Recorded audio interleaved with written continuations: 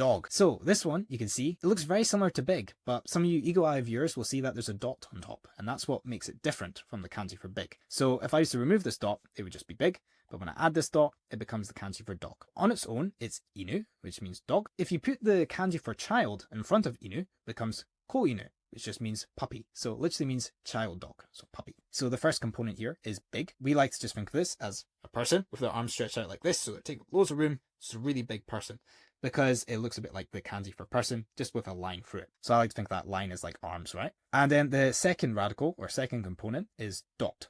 So it's just a dot, right? And so how I like to think of it is I just think of that dot on top as like a wagging tail. So really like visualize it in your mind.